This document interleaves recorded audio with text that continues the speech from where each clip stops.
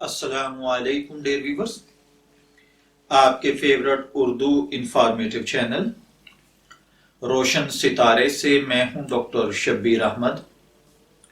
ہمارا آج کا ٹاپک ہے حضرت علی ابن ابی طالب رضی اللہ تعالی عنہ۔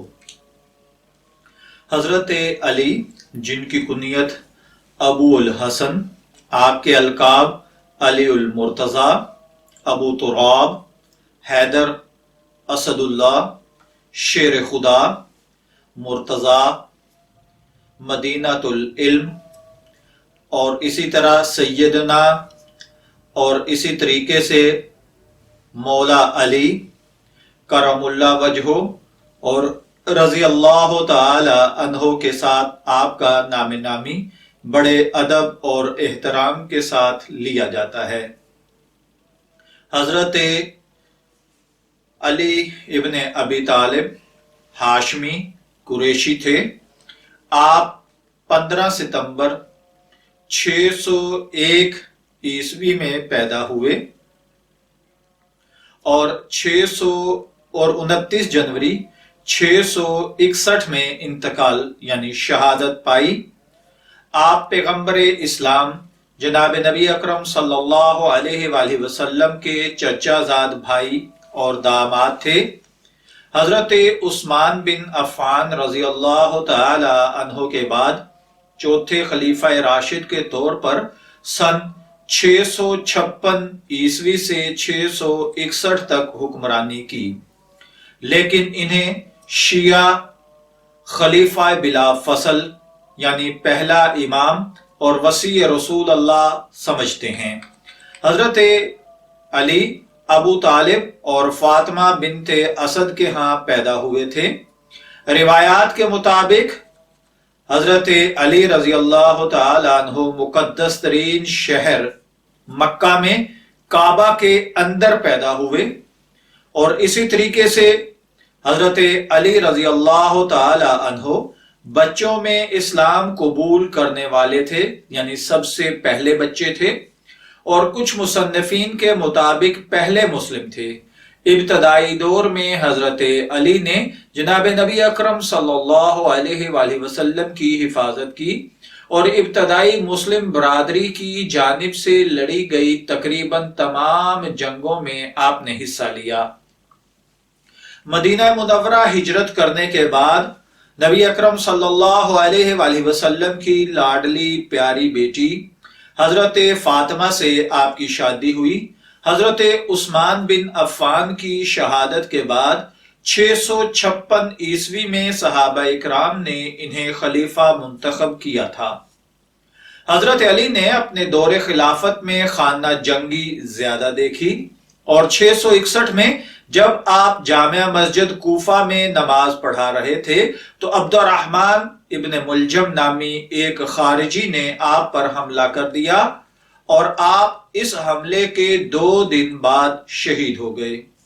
حضرت علی رضی اللہ تعالی عنہ شیعہ اور سنی دونوں کے ہاں سیاسی طور پر اور روحانی طور پر بہت اہم تصور کیے جاتے ہیں۔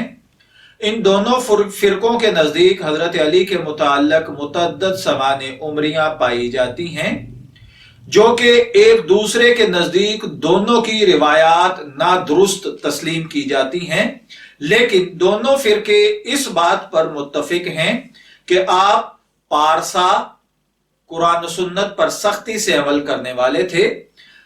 سنی یعنی اہل سنت لوگ حضرت علی رضی اللہ تعالی عنہ کو چوتھا اور آخری خلیفہ راشد سمجھتے ہیں، جبکہ اہل تشیع واقعہ غدیر خم کی تعویل کر کے انہیں جناب نبی اکرم صلی اللہ علیہ وآلہ وسلم کے بعد پہلا امام مانتے ہیں۔ اہل تشیع کا یہ بھی ماننا ہے کہ حضرت علی اور دیگر شیعہ ائمہ بھی نبی اکرم صلی اللہ علیہ وآلہ وسلم کے حقیقی جانشین ہیں۔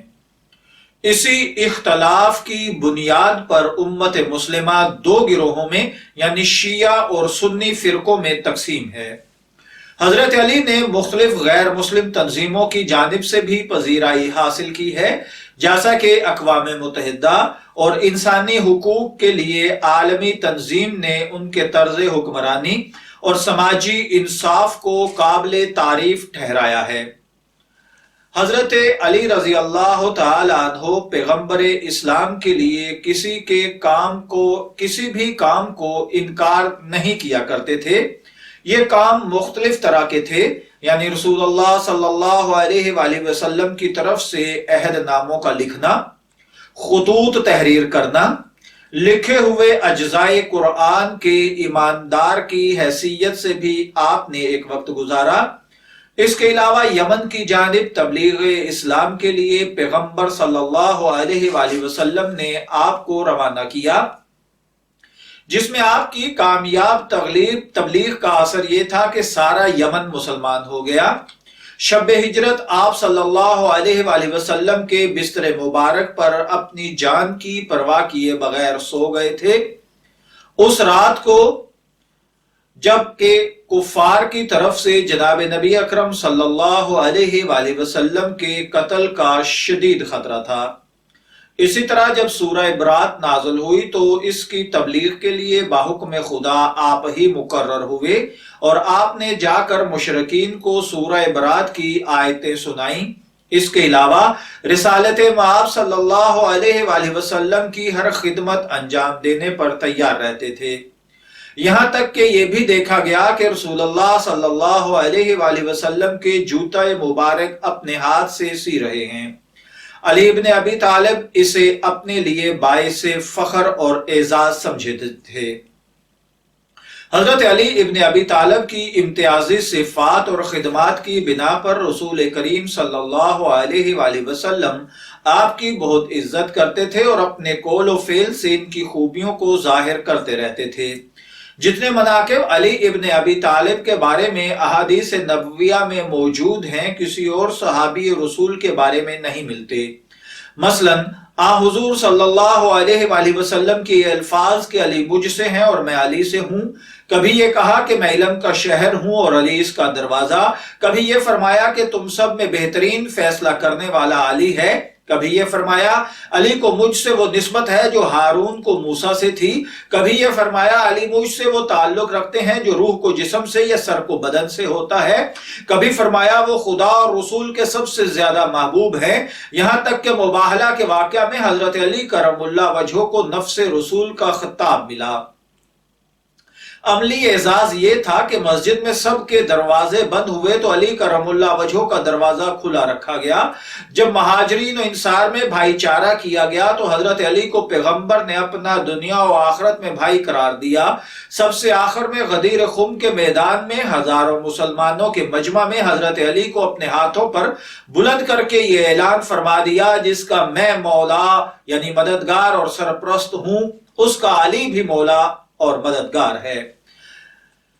جس نے زندگی بھر نبی اکرم صلی اللہ علیہ وآلہ وسلم کا ساتھ دیا، بعد رسول صلی اللہ علیہ وآلہ وسلم آپ کے جسد اطہر مبارک کو کس طرح چھوڑتا، چنانچہ رسول اللہ صلی اللہ علیہ وآلہ وسلم کی تجہیز و تکفین اور غسل و کفن کا تمام کام حضرت علی ابن ابی طالب ہی کے ہاتھوں ہوا اور قبر میں آپ ہی نے رسول صلی اللہ علیہ وآلہ وسلم کو اتارا۔ اس کے علاوہ بطور خود خاموشی کے ساتھ اسلام کی روحانی اور علمی خدمت میں مصروف رہے، قرآن کو ترتیب نزول کے مطابق ناسخ اور منسوخ اور محکم و متشابہ کی تشریح کے ساتھ مرتب کیا، مسلمانوں کے علمی طبقے میں تصنیف و تالیف کا اور علمی تحقیق کا ذوق پیدا کیا، خود بھی تفسیر اور کلام اور فقہ و احکام کے بارے میں ایک مفید علمی ذخیرہ فراہم کیا۔ اس کے علاوہ بہت سارے ایسے شاگرد تیار کیے جو مسلمانوں کی آئندہ علمی زندگی کے لیے معمار کا کام انجام دے سکیں۔ زبان عربی کی حفاظت کے لیے علم نحو کی داغ بیل ڈالی اور فن صرف اور معانی بیان کے اصول کو بھی بیان کیا۔ اس طرح یہ سبق دیا کہ اگر ہوائے زمانہ مخالف بھی ہو اور اقتدار نہ بھی تسلیم کیا جائے تو انسان کو گوشہ نشینی اور قسم پرسی میں بھی اپنے فرائض کو فراموش نہ کرنا چاہیے۔ ذاتی اعزاز اور منصب کی خاطر مفاد ملی کو نقصان نہ پہنچایا جائے۔ جہاں تک ممکن ہو انسان اپنی ملت، قوم اور مذہب کی خدمت ہر حال میں کرتا رہے۔ 25 سال تک نبی اکرم صلی اللہ علیہ وآلہ وسلم کے بعد حضرت علی ابن ابی طالب 35 ہجری میں مسلمانوں نے خلافت اسلامی کا منصب حضرت علی کے سامنے پیش کیا۔ آپ نے پہلے انکار کیا، لیکن جب مسلمانوں کا بہت اصرار بڑھ گیا تو آپ نے اس شرط سے منظور کیا کہ میں بالکل قرآن اور سنت پیغمبر کے مطابق حکومت کروں گا اور کسی رو رائت سے کام نہ لوں گا۔ مسلمانوں نے اس شرط کو منظور کیا اور آپ نے خلافت کی ذمہ داری قبول کی، مگر زمانہ آپ کے خالص مذہبی سلطنت کو برداشت نہ کر سکا۔ آپ کے خلاف بہت سارے لوگ سورش کی سطح پر کھڑے ہوئے۔ آپ کے ساتھ جمل، صفین اور نہروان کی خون ریز لڑائیاں ہوئیں، جن میں حضرت علی کے ساتھ بہت سارے دیگر صحابہ اکرام بھی ان جنگوں میں شریک رہے۔ اس کے علاوہ حضرت علی رضی اللہ تعالی عنہ کے ساتھ بہت ساری کتب کو بھی منسوب کیا جاتا ہے، جس میں نہج البلاغہ کو بہت زیادہ افادیت حاصل ہے۔ بے شمار احادیث نبویہ جناب حضرت علی رضی اللہ تعالی عنہ سے منقول ہیں۔ اس کے علاوہ اگر بات کی جائے آپ کی شہادت کی تو حضرت علی ابن ابی طالب کو 19 رمضان 40 ہجری 660 عیسوی کو صبح کے وقت مسجد میں عین حالت نماز میں ایک زہر میں بجھی ہوئی تلوار سے زخمی کیا گیا۔